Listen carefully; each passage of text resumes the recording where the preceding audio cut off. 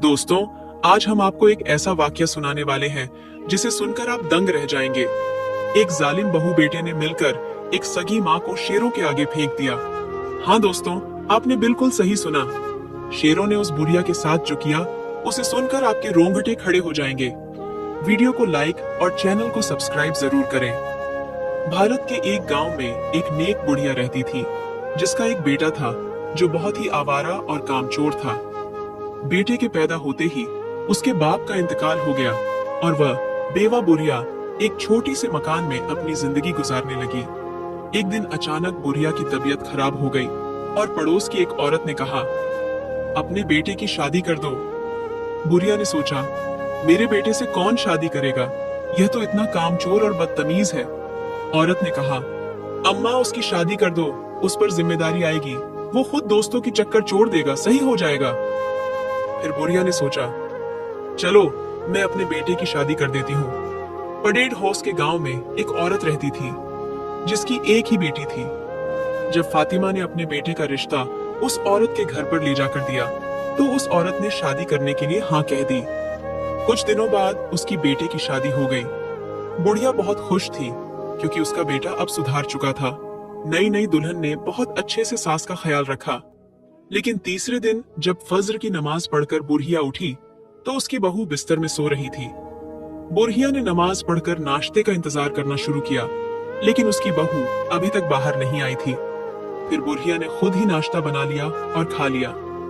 इसी तरह दूसरे दिन भी बुढ़िया ने फज्र की नमाज पढ़ी और नाश्ते का इंतजार किया, लेकिन उसकी बहू ना तो बाहर आई और ना ही नाश्ता बनाया। फिर बुढ़िया ने फिर से नाश्ता बना लिया और खा लिया। यह सिलसिला रोज होता रहा। बहू बिल्कुल खड़ूस दिल की थी दोस्तों। वह अपनी सास को कोई वैल्यू नहीं देती थी, कोई इज्जत नहीं देती थी और उसका शौहर भी अपनी बीवी को ही मानता, गुलाम बन चुका था। दोस्तों, बेटा अपनी माँ को नहीं मानता था।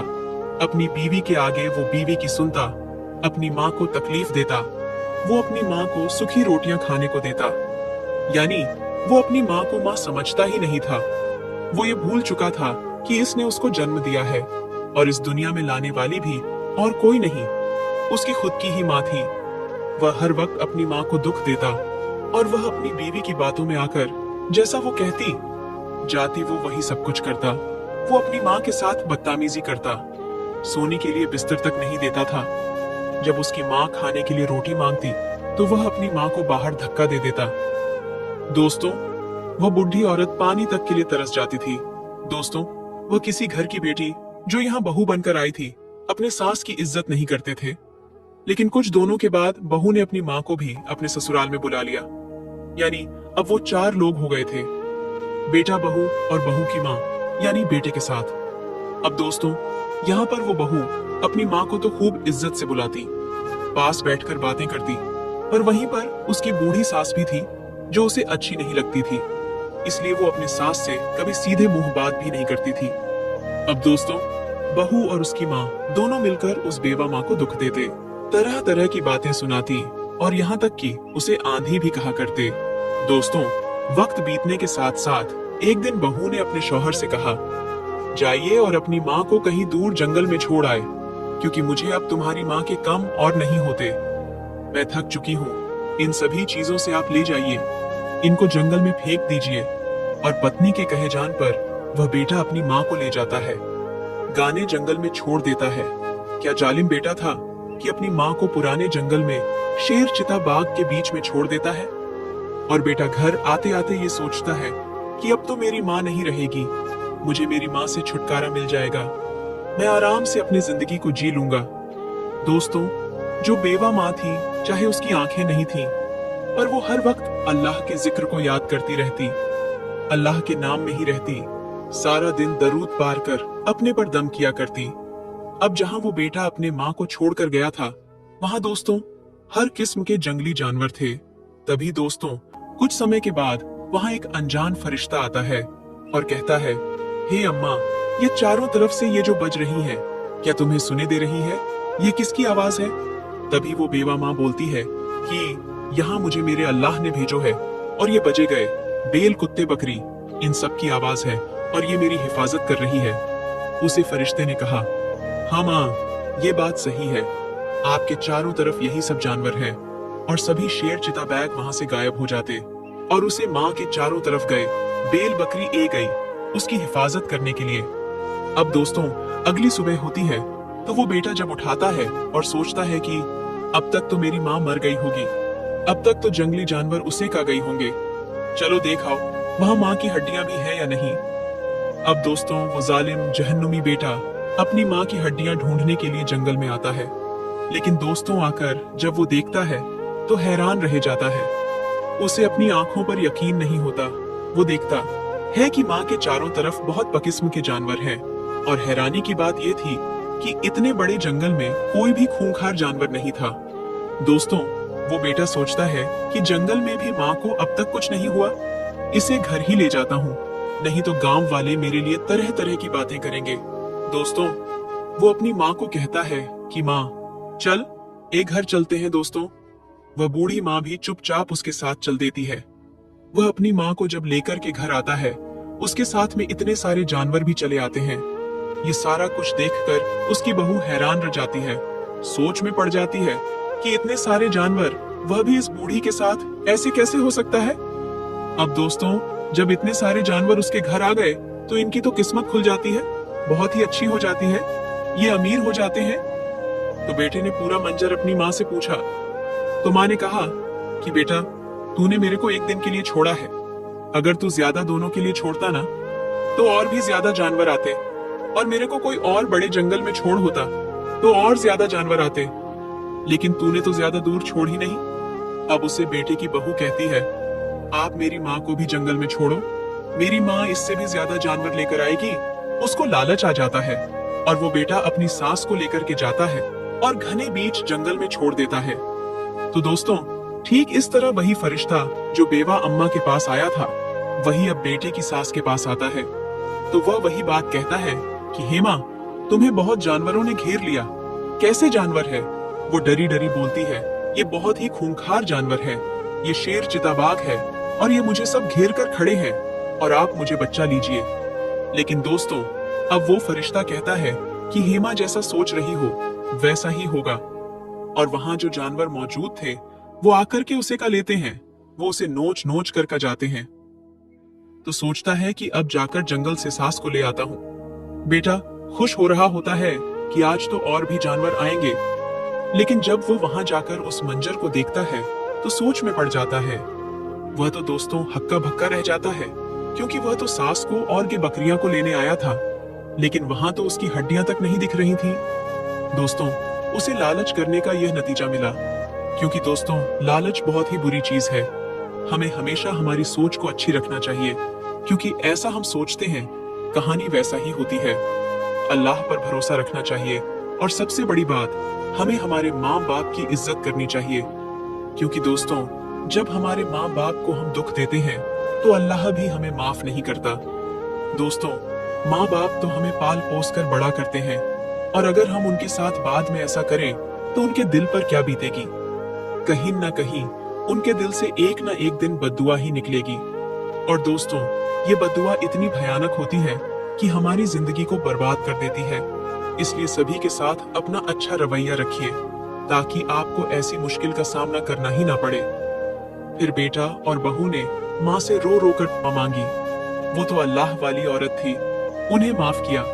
अब वो बहू को अपनी गलती का एहसास हुआ। फिर सुबह माँ को नाश्ता देने लगी, उनकी दिल से खिदमत करती, हंसी खुशी जिंदगी गुजारने लगे। सुभान अल्लाह। आखिर में अल्लाह पाक से दुआ है, अल्लाह हमें माँ बाप से अच्छा सलूक करने और उनकी इज्जत करने की तौफीक अता फरमाए। हम पर माँ और बाप का साया हमेशा सलामत रखे।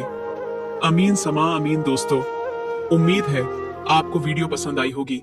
प्यारे दोस्तों, आज हम आपको एक ऐसा दिलचस्प वाकया सुनाने वाले हैं जिसे सुनकर आप हैरान रह जाएंगे। जी हाँ दोस्तों, ये कहानी है एक बादशाह की, जिसने अपने प्यारे शहजादे की शादी एक नागिन से कर दी। आखिर बादशाह ने अपने बेटे की शादी एक सांप से क्यों कर दी? आइए जानते हैं। वीडियो को लाइक और चैनल को सब्सक्राइब करना न भूलें। कई बरस पहले मुल्क यमन में सुल्तान सैफुल कमर यजदानी की हुकूमत थी। बादशाह को सैर सपाटे का बहुत शौक था और इस जाने के लिए उसने अरबी नस्ल के घोड़े पाल रखे थे। उस जमाने में सफर के लिए जरूरी गाड़ी बस नहीं थी जो आजकल है। सुल्तान अपने खास उमरा और वजीरों के साथ घोड़ों से खींची गई बग्घी में सफर करता था और सफर के दौरान शिकार भी करता था। एक दिन सुल्तान ने शुमाली इलाके में 15 दिनों का एक सफर तय करने का प्रोग्राम बनाया। जैसे ही काफिला रवाना हुआ, ताजा हवा, खुशबूदार फूल और रंग बिरंगे परिंदे हर जगह थे। काफिला वादी नदान में पहुंचा, जो अपनी खूबसूरती में मिसाल था। यहाँ के कुदरती चश्मे, ठंडे पानी और मीठे फल इस कदर खुश्क थे कि सभी ने देर तक वहीं रुकने का फैसला किया। वहां सुल्तान और उसके उमरा ने खूब खाया पिया और ठंडे पानी से नहाया। उनकी सुबह से शाम तक की रौनक इस कदर बड़ी थी कि वे न चाहते हुए भी वहां से निकलने का नाम नहीं ले रहे थे। एक रात जब चांदनी रात ने पूरा माहौल अपने कब्जे में ले लिया, सुल्तान आधी रात को बाहर निकला। वह रात के सर्द और खूबसूरत माहौल में खो गया और अचानक उसकी मुलाकात सांपों की एक जोड़ी से हुई। दोनों कोबरा नस्ल के सांप थे और उनकी सुंदरता ने सुल्तान को पागल कर दिया। सुल्तान ने तुरंत अपनी कमान उठाई और तीर छोड़ा, जो एक सांप के फन में फंसा और उसे ढेर कर दिया। दूसरा सांप गुस्से से फुफकारते हुए भागा और सुल्तान के साथी उसकी तलाश में जुट गए, मगर वह कहीं नहीं मिला। इस खौफनाक घटना के बावजूद सुल्तान और उसका काफिला वादी की सैर का आनंद लेते रहे। वक्त गुजरता गया। बादशाह का एक बेटा था जो बहुत ही खूबसूरत था और शहजादा सरफराज जवान हो गया। उसकी खूबसूरत रंगत और मजबूत कदकाठी ने उसे हर जगह मशहूर कर दिया। शहजादे को भी सैर सपाटे का उतना ही शौक था जितना उसके पिता को। एक दिन जब सुल्तान की तबीयत खराब थी, शहजादा अकेले ही सैर करने निकल पड़ा। वह वादी ए नदाओ में पहुंचा और कुदरती नजारों में खो गया। रात का अंधेरा फैल चुका था और अचानक उसने एक तेज रोशनी देखी। जैसे ही वह रोशनी के पास पहुंचा, उसने देखा कि एक हसीन शहजादी चश्मे के किनारे बैठी थी और उसका चेहरा रोशनी से निखर रहा था। शहजादे को अपनी ओर आकर्षित पाकर शहजादी ने उसे अपनी तरफ बुलाया और कहा, मैं बरसों से तुम्हारा इंतजार कर रही थी। शहजादा सरफराज उस शहजादी के हुस्न में खो गया और दोनों ने घंटों बातचीत की। सुबह तक शहजादी के चेहरे से वह जादुई रोशनी गायब हो चुकी थी, लेकिन उसका हुस्न पहले से कहीं ज्यादा निखर आया था। शहजादा उसे अपने महल ले आया और बादशाह और मलका ने खुशी खुशी उनकी शादी कर दी। सब कुछ हंसी खुशी चल रहा था, लेकिन एक रात मलका को किसी नाग ने डस लिया। हकीमों की मदद से उसकी जान बच गई, लेकिन यह सिलसिला लगातार जारी रहा। हर महीने की 7वीं रात एक नाग मलका को डसने आता था। सुल्तान और शहजादा सरफराज इस परेशानी का हल ढूंढने के लिए परेशान थे। एक दिन शहजादा की जंगल में एक जोगी से मुलाकात हुई, जिसने उनकी मदद करने का वादा किया। जोगी ने नागिन को पकड़ने के लिए एक बहुत ही चालाक और सूझबूझ से भरा तरीका अपनाया। एक रात जब चांद की 7 तारीख आई, जोगी ने खुद को पूरी तरह तैयार किया। उसने अपनी उंगली पर जख्म लगाया और उस पर नमक मिर्च छिड़क लिया ताकि दर्द के कारण उसे नींद न आए। इसके बाद वह शाही महल के पास स्थित मल्लिका के कमरे के पीछे छुपकर बैठ गया। जैसे ही रात का अंधेरा और चांदनी का असर बढ़ा, नागिन अपनी चमकीली धारियों के साथ मल्लिका के कमरे में दाखिल हुई। जैसे ही वह कमरे में आई, जोगी ने बीन बजाना शुरू कर दिया। उसकी बीन की आवाज ने नागिन को ऐसा गुमसुम किया कि वह अपनी चाल भूल गई और झूमने लगी। जोगी ने बीन को और तेज कर दिया और नागिन पूरी तरह से मस्त हो गई। इस मौके का फायदा उठाते हुए जोगी ने नागिन को पकड़ लिया। उसकी पकड़ इतनी सख्त थी कि नागिन भागने में असफल हो गई। फिर जोगी ने नागिन को पिटारी में बंद कर लिया। सुबह जब सब लोग कमरे में आए तो जोगी ने उन्हें बताया कि उसने उस खतरनाक नागिन को पकड़ लिया है जो मल्लिका को बार बार डसने आती थी। जोगी ने नागिन से कहा कि अगर वह अपनी जान की सलामती चाहती है तो उसे अपनी असली शक्ल में आना होगा। और फिर देखते ही देखते नागिन शहजादी के रूप में बदल गई।